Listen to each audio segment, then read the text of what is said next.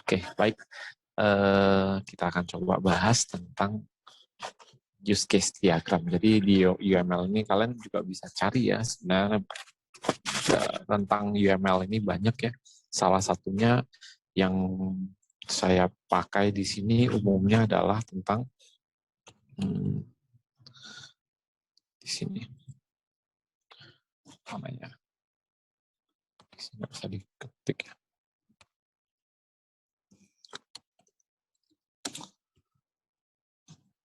Nah, saya pakai itu UML diagrams.org. Seperti ini lah. Kayaknya ada di website. Saya pastikan dulu.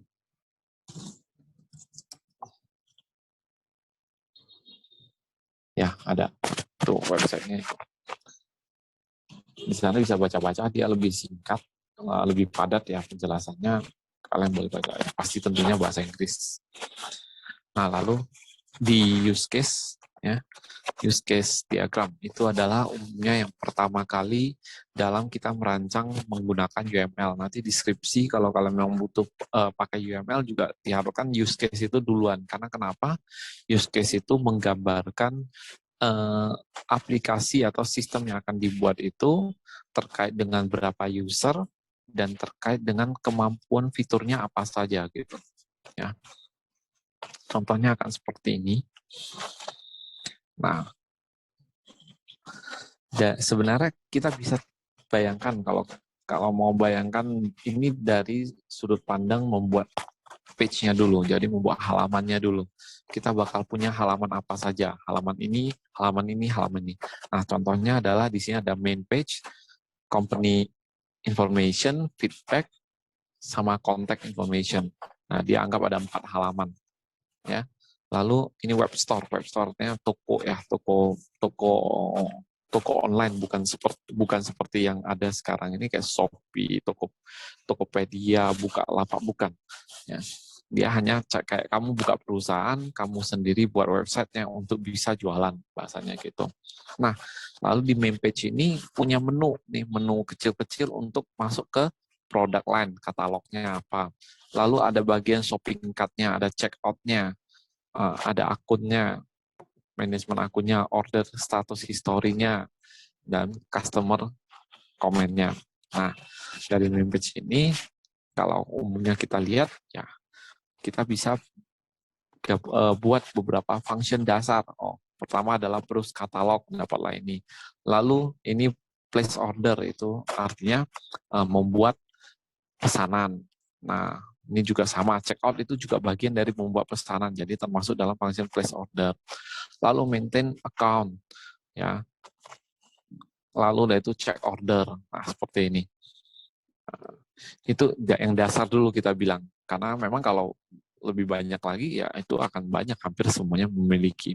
Nah, cuman dasar-dasarnya dulu bisa kita tentukan, itu juga udah bagus. Karena kenapa? Sebuah sistem kayak contoh nih, kita tahu bahwa untuk kalian mau buat sebuah sistem, kita gambarannya gini, sistem ATM aja deh. ATM itu fungsinya apa dulu awal-awal dibuat? Kan untuk menarik uang gitu kan, dan mengecek saldo. Ya udah, tandanya sistemnya adalah bisa menarik uang, mengecek saldo, login, artinya bisa masukin username, bisa masukin password. Nah, seperti itu. Itu fitur dasarnya dulu kita buat. Nah, kedepannya juga sama. Nanti kalau di dalam UAS nanti ada cerita, ada case, ya coba dibaca ceritanya apa. Di dalam cerita itu disebutkan bahwa apa saja fungsi-fungsinya yang ada. Nah, itu nanti dikelompokkan. Nah, baru ditentukan use case-nya apa. Sama seperti ini, browse katalog, place order, maintain account, check order. Browse, maintain, place order. Nah, ini ada fill order. Nanti kita lihat kenapa dia ada tambahan fill order. Check order. Nah, ini check order. Nah, kenapa place order ada fill order? Fill order ini sebenarnya untuk dia tambahan, karena ini place kan dari sisi konsumen nih. Nah, lalu baru dari sistem ini kan harus ada apa ya? Ada untuk sisi pemilik tokonya gitu loh. Dia baca bahwa fill order ini dia baru masuk ke shipping track. Sebenarnya ini juga tidak menjadi yang keharusan gitu loh. Dari place order ini sebenarnya nanti kalau kita nanti lihat contoh-contoh di bawah itu juga bisa eh, diperinci lagi. Jadi sebenarnya ini bisa diperincikan kalau syaratnya gini, kalau dia di dalamnya ini masih ada proses-proses lanjutan, ya seperti itu. Contoh nih konsumen kan hanya yang penting perlunya pesan. Dia nggak mau tahu di dalamnya itu nanti kamu datanya bisa diproses di sini, proses di sana, itu kan udah secara teknis, ya. Nah, yang penting orangnya customer sama shipping client ini ada yang bisa dia lakukan, ya sudah tercatat gitu loh. Secara sistem nanti jalannya seperti apa itu nanti sebenarnya gambaran jelasnya ada di activity diagram. Nah, lalu ini ada contoh. Nah, contoh online shopping nih. Ini yang lebih kompleks ya. Nah, baru ada web customer, ada registered sama yang new customer. Nah, lalu kalau yang registered customer itu bagaimana? Dia sudah bisa melihat item, bisa membuat pesanan, dan bisa check out. Tapi kalau yang new, dia hanya melihat katalognya, bahasanya view itemnya, sama dia bisa daftar. Nah, tuh. Lalu di sini, ini kenapa ada include? Nanti kalian bisa refer kembali ke buku. Yang buku juga ada sedikit menjelaskan, buku yang udah sempat saya uh, kasih tahu bahwa bukunya, dan ada yang bisa kalian download masalah bukunya. Nah, include itu ada sebenarnya make purchase ini juga di dalamnya ada fitur melihat barang kan gitu. Ya, kalau kita buat purchase kan ada nih tampilan buat order, tapi kan di dalamnya ada pilihan barang. Ada yang kalau sekarang kalau model shopping cart kan enggak, kita lihat barang kita tambahkan ke cart gitu. Nah, kalau ini dia tandanya dia beda. Dia ada halaman make purchase tapi di dalamnya memang pilih barang. Nah, lalu setelah itu kalau udah selesai dia check out. Nah, ini kalau udah include ini bisa menjadi satu kesatuan. Oke. Client register. Nah, lalu di sini banyak nih yang mendapatkan datanya seperti itu, authentication, ya. Ini authentication ini orang yang ada di perusahaan untuk memastikan barang-barang ini tepat ya. Check out, ini ada cek lagi, ini benar nggak dia register atau dia tidak register, nih authentication. Ini service ini tandanya dia bisa saja dianggap ada sebuah sistem untuk mengautentifikasi. Jadi di sini walaupun dia bentuknya orang, tapi dia juga bisa dianalogikan sebagai sistem. Di dalam teorinya nanti di buku dia juga ada disebutkan seperti itu. Jadi nggak harus aktor, nggak harus wujudnya orang. Lalu ada identity provider. Ya, identity provider itu tergantung bahwa apa ya, untuk mengecek identitas itu identity itu kayak ini, sistem ini authentication. Ya, authentication itu bisa saja dia adalah authentication bahwa jaringan yang kamu gunakan tuh benar, ya, nggak istilahnya aman lah, kan ada security-nya. Ini baru dia autentikasinya orangnya, identitasnya. Lalu kalau belanja pakai credit card ada juga bagian yang mengeceknya, kalau pakai PayPal ada. Ini contoh.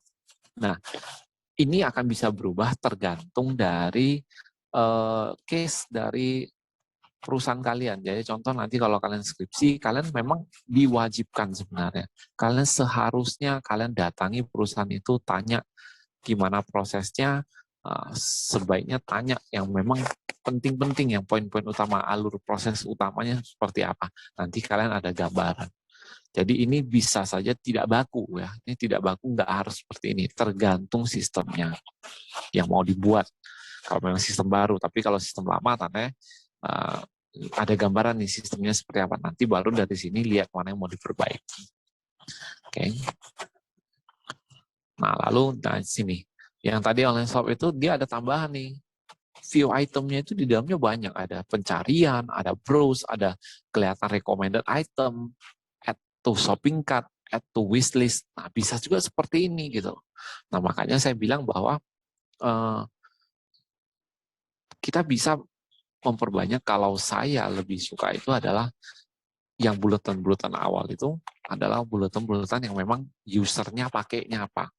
Jadi di dalamnya itu seperti apa lagi, yaitu bahasanya kita lihat lagi kembali. Ini utamanya dulu, proses utamanya dulu kita sebutkan. Walaupun nanti ada yang memang seperti ini. Nanti view item itu nggak ada, tapi di semua ditulis nih, search item, browse item, semua ada di sini. Itu juga bisa, nggak masalah sih. Karena poin dari use case ini adalah aktornya bisa apa saja. Lebih bisa digambarkan dengan lebih jelas, lebih baik. Ini kalau dia seperti ini, tanda dia kenyataannya ada yang lebih lengkap lagi di sini. Ya karena dia harus menggambarkan nantinya view item ini ada lanjutannya seperti itu. Nah, jadi memang harus digambarkan lengkap, tapi kalau memang tidak bisa muat dalam satu tampilan, ya bisa dibuat rincian tambahannya seperti ini. Gitu.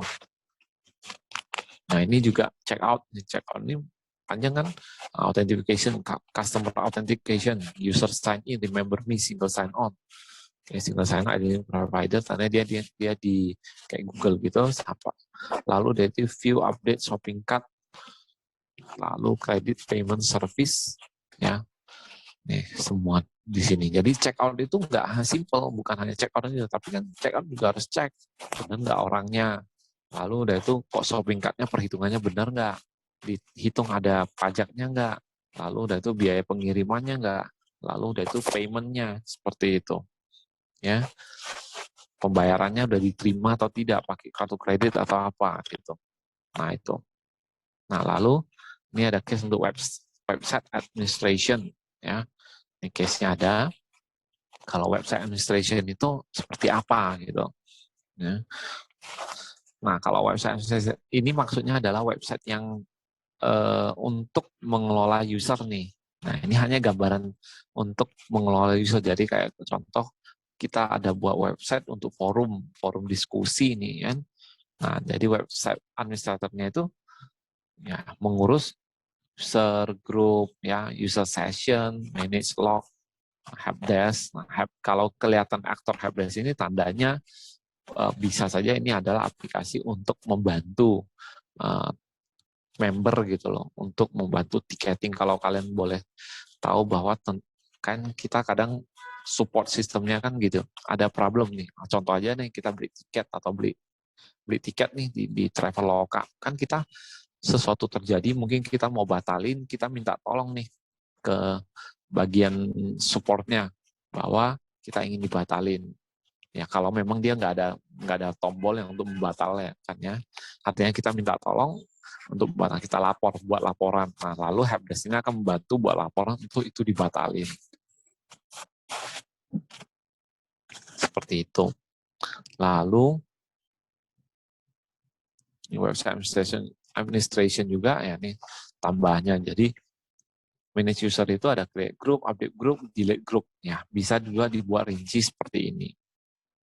Cuman kalau saya lebih suka ya kalau bisa tampilan satu kelihatan semua lebih bagus. Kalau nggak bisa ya buatnya seperti ini. Ya, tapi nanti itu tergantung case ya. Kita nggak sebut bahwa baku seperti ini. Nah, find session, view session, cancel session. Ya, ini kadang bisa saja contoh kayak tiketing nih, kita udah lapor, sessionnya tandanya sudah dilaporkan. Lalu ada balasan nih dari pemilik websitenya atau yang bagian supportnya. Oke, Bapak lakukan ini, oke, baik. Atau pembatalan Anda kami terima dan akan kami segera proses. Tandanya kan sessionnya itu statusnya udah beda kan gitu. Udah pada session tertentu. Nah, kalau log ini beda lagi, log sama session ya tergantung case ya. Kalau saya menerjemahkannya ini adalah session dari pelaporan, tapi log ini adalah aktivitas yang terjadi di dalam sistem tersebut. Nah, ini ada ATM nih. Nah, tadi disebutkan ATM itu kan customer administrator bank. Ya. Yang utama dari customer itu apa? Bisa tarik dana, transfer, sama deposit. Nah, ini kan karena yang baru, dulu-dulu ATM kan nggak bisa untuk store kan, deposit store namanya. Lalu administrator itu mendaftarkan ATM-nya, jadi ATM ini daftarkan dikasih nomor supaya bisa terkonek dengan pusat dengan baik. Lalu administrator itu bisa membaca aktivitas yang terjadi di dalam ATM ini ya, untuk kebutuhan perbaikan teknisi seperti itu.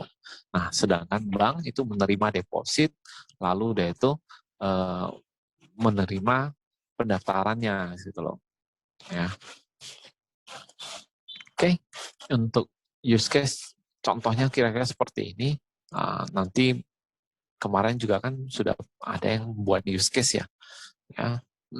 Nanti itu bisa lebih dipertajam dengan contoh-contoh yang ada seperti ini. Jadi bukan berarti di mana ya buat use case ini udah ada contohnya. Bisa digangan. Kalau nggak ngerti nanti silakan nanya. Jangan sampai pas udah UAS keluar soal baru nanya ya.